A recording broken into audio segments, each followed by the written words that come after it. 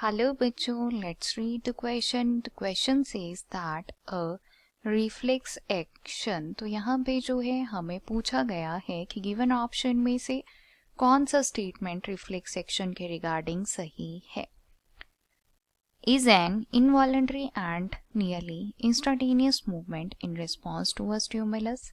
Then second one is involves the process of response to a peripheral nervous system, then require the involvement of a part of central nervous system, at last all of the above.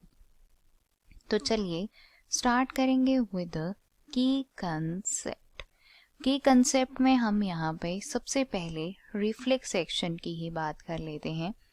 तो reflex action जो है ये हमारा एक involuntary और instantaneous movement होता है in response to a stimulus. Involuntary means जो कि दिमाग से सोचा हुआ मूवमेंट यहाँ पे नहीं होगा. तो जैसे ही हम जो है किसी गरम प्लेट को हाथ लगाते हैं या किसी हॉट ऑब्जेक्ट को हाथ लगाते हैं तो एक तरफ से हम अपना हाथ जो है पीछे कर लेते हैं, तो वो जो है एक इंस्टेंटेनियस मूवमेंट हमारा हो जाता है, रिफ्लेक्स एक्शन यहाँ पे हो जाता है.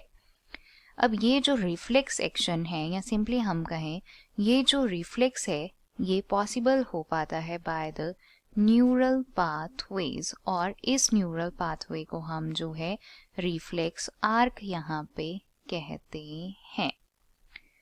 ये जो है एक्ट करता है ऑन अ इम्पल्स जब तक कि इम्पल्स जो है हमारे ब्रेन तक पहुंचती है.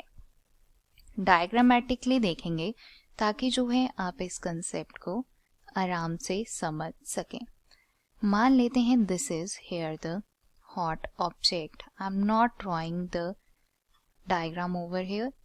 इस तरह से मान लेते हैं हमारा हाथ है ये. तो जैसे ही हमारा हाथ जो है इस गर्म ऑब्जेक्ट को यहाँ पे लगेगा देन एकदम से रिफ्लेक्स जो है हमें देखने को मिलता है.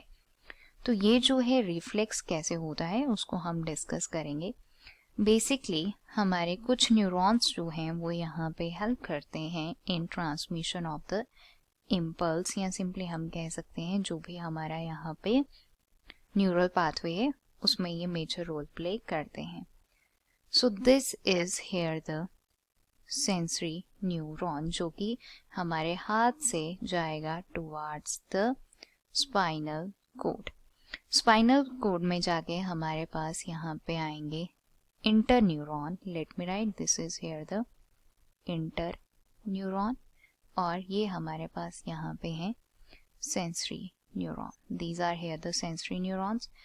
अब इंटर न्यूरॉन से जो सिग्नल है वो आगे लेके जाएगा मोटर न्यूरॉन. इस तरह से मोटर न्यूरॉन जो है इस सिग्नल को लेके आएगा एंड देन पहुंच जाएगा अप टू द मसल्स ताकि वहाँ पे ये जो मसल्स हैं वो रिस्पॉन्ड कर सके.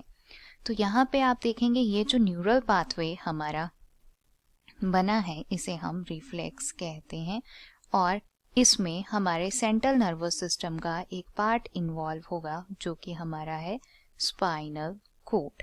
स्पाइनल कोड जो है वो यहाँ पे एक मेजर रोल प्ले करता है.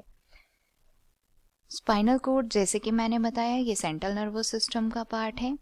अब न्यूरॉन्स की अगर हम यहाँ पे बात कर रहे हैं तो ये जो न्यूरॉन्स हैं ये यहाँ पे इन्वॉल्व होते हैं in the peripheral nervous system. तो चलिए देख लेते हैं ऑप्शंस. ऑप्शंस में जैसे आप देखेंगे तो दिया गया है is an involuntary and instantaneous movement in response to a stimulus. बिल्कुल सही है, ये जो है इनवॉलंटरी मूवमेंट होती है एक स्टिमुलस के लिए.